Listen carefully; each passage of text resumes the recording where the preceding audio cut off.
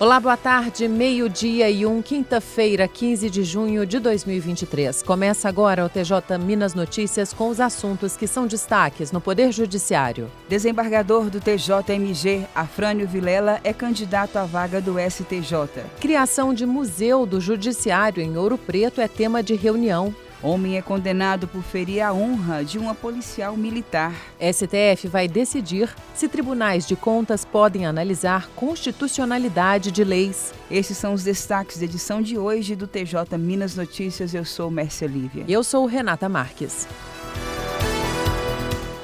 O desembargador do TJMG, Afrânio Vilela, é candidato à vaga no STJ. Nessa terça-feira, o presidente do TJMG, desembargador José Arthur Filho, fez uma manifestação de apoio à candidatura do mineiro durante sessão do órgão especial. Flávia Carneiro. O desembargador José Afrânio Vilela é o único candidato de Minas Gerais que se inscreveu para concorrer a uma das duas vagas no Superior Tribunal de Justiça, STJ, destinadas a magistrados e magistradas estaduais, que foram abertas com a aposentadoria do ministro Jorge Mussi e com a morte do ministro Paulo de Tarso Sanseverino em abril deste ano. O desembargador José Afrânio Vilela falou com a Rádio TJ Minas sobre o sentimento de ser o único candidato mineiro a concorrer à vaga na Corte Superior. Primeiramente, é um sentimento de muita responsabilidade. Representar o Poder Judiciário do Estado de Minas Gerais, o Tribunal de Justiça e o Estado de Minas Gerais é uma missão hercúlea. E ela exige não só a força e a obstinação de quem a assume, mas também a solidariedade e o compartilhamento de ombros para carregar esse pesado fardo com todas as autoridades judiciárias, conforme foi conclamado pelo presidente. Isso dá uma força e dá uma consistência muito grande à candidatura de Minas, porque mostra uma unidade. Essa unidade, aliás, ela foi reafirmada como uma amálgama muito forte quando o presidente do Tribunal de Justiça, desembargador José Arthur, desde o primeiro momento em que o tempo do edital, o prazo do edital venceu e o meu nome foi o único a nele constar na inscrição, ele passou sim a defender a candidatura minha, não como uma candidatura individual e pessoal, mas como uma candidatura institucional. O STJ marcou para o dia 23 de agosto a sessão destinada a escolher os 4 nomes entre 59 candidatos que serão encaminhados ao presidente da República. Do Tribunal de Justiça de Minas Gerais, Flávia Carneiro.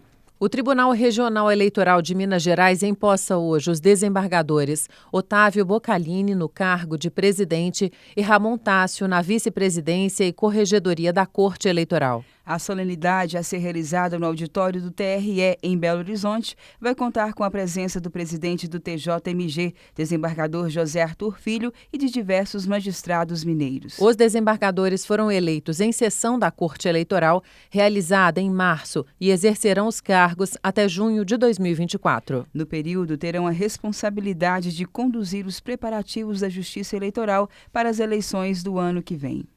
Criação do Museu do Judiciário em Ouro Preto é tema de reunião. Marco Aurélio Franco.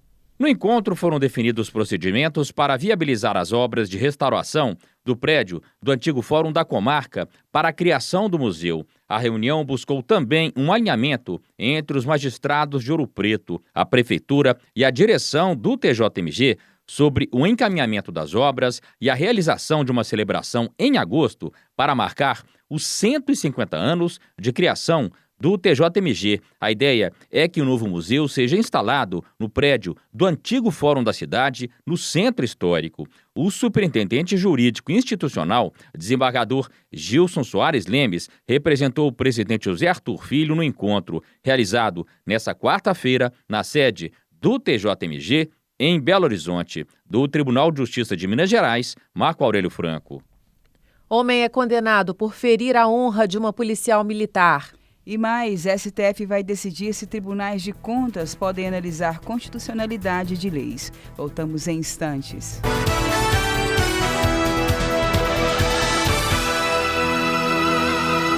Homem é condenado por ferir a honra de uma policial militar, Denise Guimarães. A juíza Beatriz Junqueira Guimarães, do Juizado Especial Cível de Belo Horizonte, condenou um homem a pagar R$15 mil de indenização por danos morais a uma policial militar. O motivo foi que ele teria realizado diversos ataques à honra e à dignidade da profissional por acreditar ter sido injustiçado pelo trabalho realizado pela militar. A agente pública atendeu, juntamente com outro policial, uma ocorrência sobre suposta violência doméstica envolvendo o homem e a ex-companheira dele. O caso foi registrado em julho de 2020 e houve a constatação de que ele havia descumprido várias medidas protetivas de urgência. Por acreditar ter sido injustiçado, o homem teria realizado ataques à honra da agente pública e feito um registro oficial de reclamação em um posto policial. Na justiça, a policial disse que o homem tinha o objetivo único de intimidá-la, inibindo a atuação dela como mulher e como policial. O réu tentou descredibilizar a atuação da agente pública e diminuí-la por ser mulher. Na decisão, a juíza Beatriz Junqueira Guimarães ressaltou que a insatisfação do réu foi exclusivamente direcionada à agente pública. A magistrada reiterou que a policial não agiu sozinha, mas sempre esteve em equipe e acompanhada e orientada por outros policiais homens, mas eles não foram alvos de ataque por parte do acusado pelo crime. A juíza decidiu pela indenização por danos morais porque o homem proferiu desonras à atuação profissional da militar, trazendo transtornos significativos à vida profissional da policial, inclusive assediando a agente no local de trabalho dela. A decisão é passível de recurso. Do Tribunal de Justiça de Minas Gerais, Denise Guimarães. O Dia Mundial de Conscientização sobre a Violência contra a Pessoa Idosa é promovido hoje, 15 de junho. Mais de 47 mil denúncias de violências cometidas contra pessoas idosas no Brasil foram registradas nos primeiros 5 meses deste ano, segundo dados registrados no Disque 100 do Ministério dos Direitos Humanos e Cidadania. O Estatuto do Idoso estabelece penas que variam de 2 meses a 12 anos de prisão para pessoas condenadas por violências contra esse público. STF vai decidir se tribunais de contas podem analisar constitucionalidade de leis. René Almeida.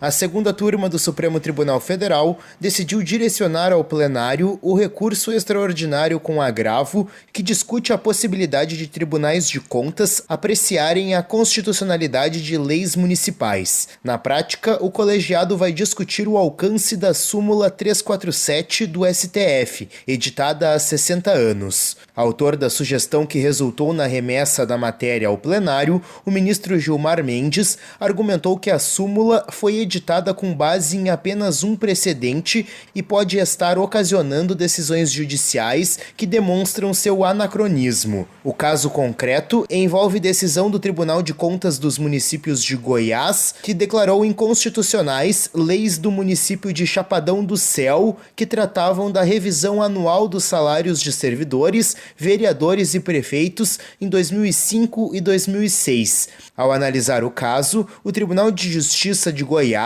anulou a decisão por entender que, no atual sistema de controle de constitucionalidade, essa função é privativa do Poder Judiciário. A questão chegou ao STF por meio de agravo em recurso extraordinário apresentado pelo Estado de Goiás. Da agência Rádio Web, René Almeida.